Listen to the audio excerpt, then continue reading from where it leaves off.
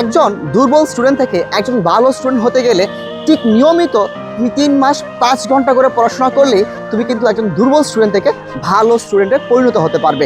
এবং সেক্ষেত্রে তোমাকে একটু খেয়াল রাখতে হবে, এখানে পড়াশোনার ক্ষেত্রে তোমাকে একটু কৌশল হয়ে পড়াশোনা করতে হবে, একজন সঠিক মেন্টরের গাইডলাইনে তোমাকে পড়াশোনা করতে হবে।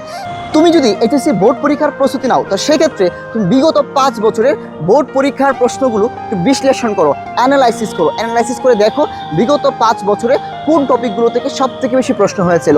ওই টপিকগুলো ভালো করে পড়াশোনা করো, তাহলে দেখবা ওইখান থেকে তোমার বোর্ড পরীক্ষায় প্রশ্ন আসবে। এটাকে আমরা বলি কৌশলী প্রস্তুতি।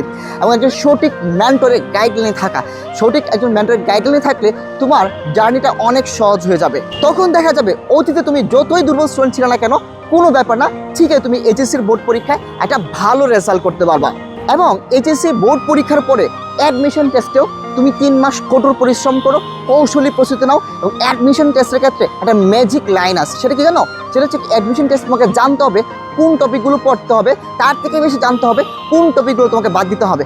যেমন ঢাকা বিশ্ববিদ্যালয় ভর্তি পরীক্ষায় 100 নম্বরের পরীক্ষা হয়, এর মধ্যে 60 নম্বর কিন্তু এমসিকিউ। 60 নম্বর যে এমসিকিউ পরীক্ষাটা হয় ওটা কিন্তু 60টা টপিক থেকে আসে। তার মানে তোমাকে ঠিক ওই 60টা টপিকই পড়তে হবে যে টপিকগুলো তোমার ঢাকা ইউনিভার্সিটি ভর্তি পরীক্ষায় প্রশ্ন হবে। তারপরে এই 60টা টপিক যদি তুমি ভালো করে পড়তে যাও, একদিন করে একটা টপিক পড়ো, তাহলে 60 দিনে কিন্তু তোমার 60টা টপিক শেষ হয়ে যাচ্ছে। যদি এটা জানো যে কোনগুলো তোমাকে পড়তে হবে, কোনগুলো বাদ দিতে হবে, তাহলে কিন্তু 60 দিনে তোমার এমসিকিউ প্রিপারেশনে হয়ে যাচ্ছে।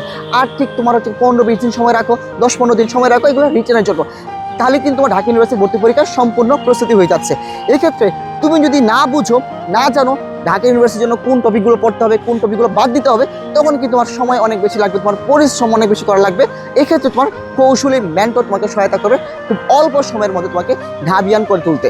আর আমি তোমার শুভভাবে বলতেছি, অতীতে তোমার কী রেজাল্ট ছিল এগুলো কোনো ব্যাপার না, অতীতের রেজাল্ট তোমার খারাপ হতে পারে, বাট এখন পরিশ্রম করো, এখন থেকে নিয়মিত 5 ঘন্টা করে পড়াশোনা করো। আমি তোমাকে বলছি তোমাকে দিয়েই ঢাকা ইউনিভার্সিটিতে চান্স পাওয়া সম্ভব, এবং এই ঢাকা বিশ্ববিদ্যালয় ক্যাম্পাস তোমার হবে।